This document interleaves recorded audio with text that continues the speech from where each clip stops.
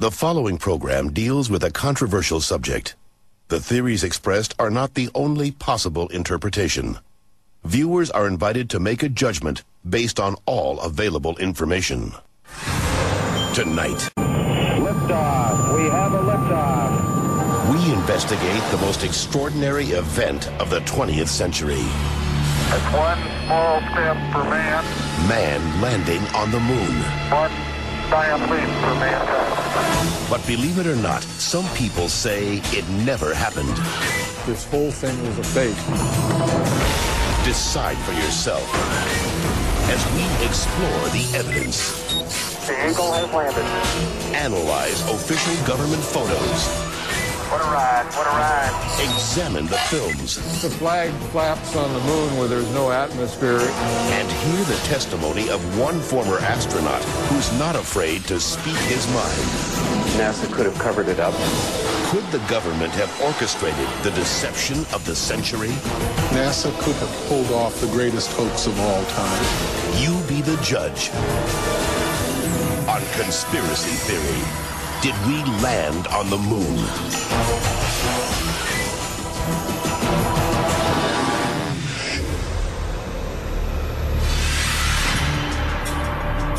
On July 16th, 1969, America held its breath.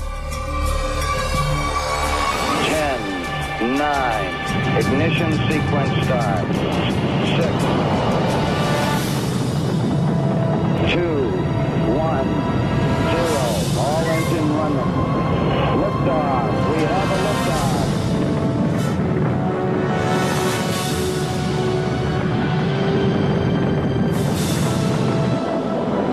Apollo 11 blasted into space, beginning its 250,000-mile journey to the moon.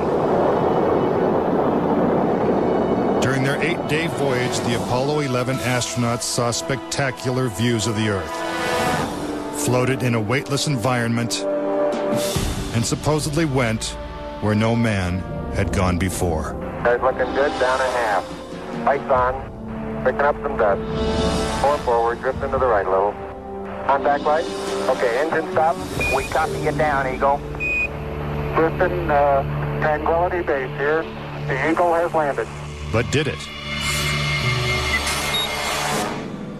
Did they really land on the moon? Most of us think so. Millions of people watched on television as the lunar lander touched down, and these unforgettable words were spoken. It's one small step for man.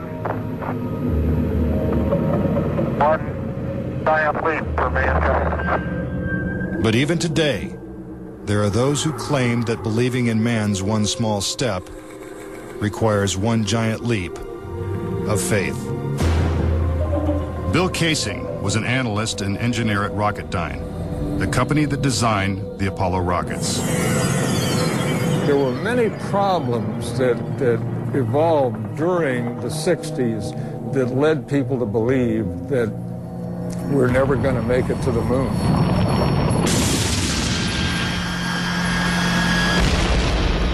Three decades ago, when the world watched Apollo's lunar landings, Bill Casing was watching too. But what he saw on television, combined with his experiences at Rocketdyne, made him a skeptic. The whole thing then seemed phony to me.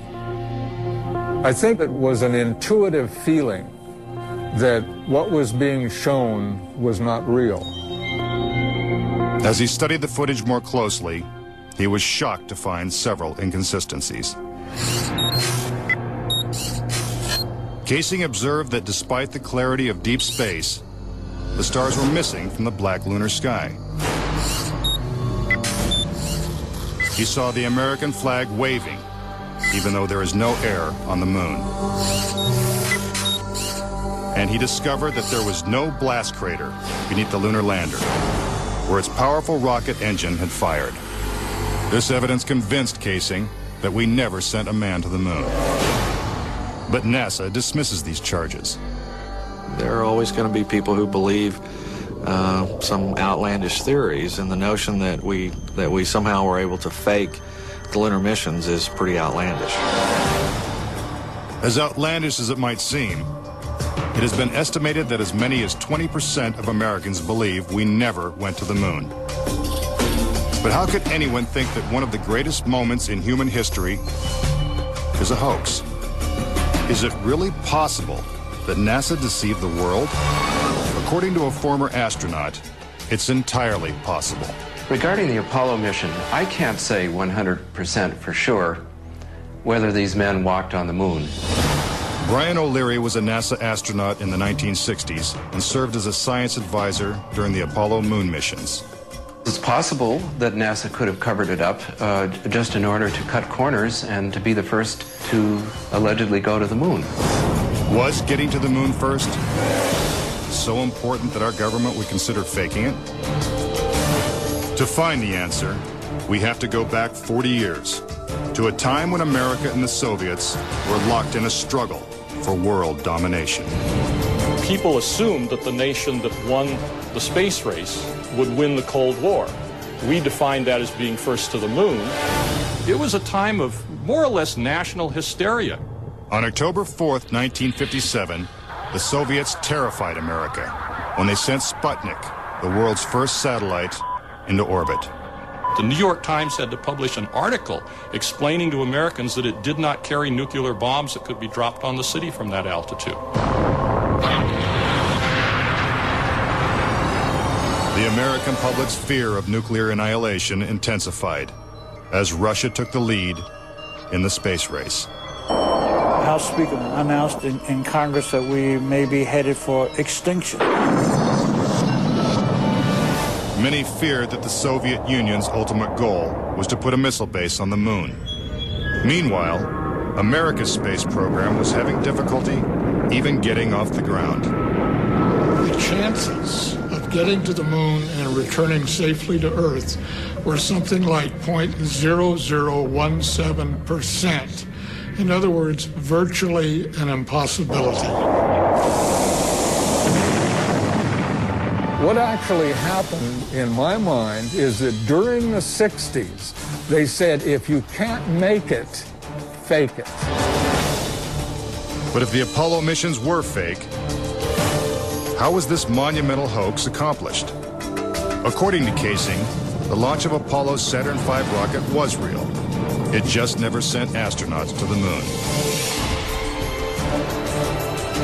The astronauts were launched with the Saturn V.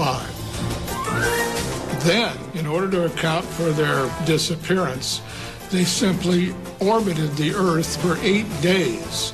And in the interim, they showed these fake pictures of the astronauts on the moon.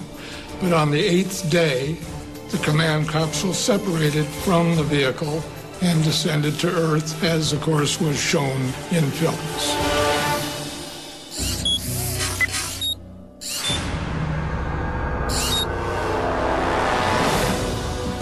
This theory inspired the 1978 movie Capricorn 1, in which the government attempts to fool the world by faking a mission to Mars. We do not claim this planet in the name of America.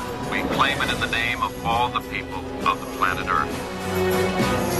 The Apollo footage is strikingly similar to the scenes in Capricorn 1. Producer Paul Lazarus suggests that the film's plot line could be more fact than fiction.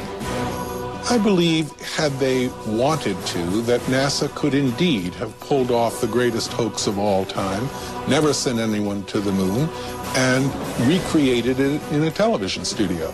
And I believe it could have been done at that time. The technology was in place. The pudding is solid. The surface seems powdery. Surface is fine and powdery. I can pick it up loosely with my toe. What we put up on the screen was our own simulated version of whatever we could do within a $4.8 million budget. But with NASA's $40 billion budget, Casing believes they had the resources to pull off a hoax if they couldn't make it to the moon. The reason I believe that NASA and the government faked the moon landing was basically it was technically impossible to do it. And they simply had to come up with some sort of alternative that they felt the public would believe. Casing theorizes that the lunar landings were actually filmed in Nevada's high desert, at the top secret military base known as Area 51. Area 51 is one of the most heavily guarded facilities in the United States. If you went in and tried to get some information, you could be shot and killed without any warning. Russian spy satellite photos of Area 51 reveal not only a series of hangars that resemble movie sound stages, but also barren moon-like areas which coincidentally are covered with craters. Compare this photo of a lunar crater allegedly taken from the moon's orbit by Apollo 10 with this satellite photo of a crater at Area 51. Even astronauts acknowledge the similarity of the terrain. It has a stark beauty all its own. It's like much of the high desert of the United States.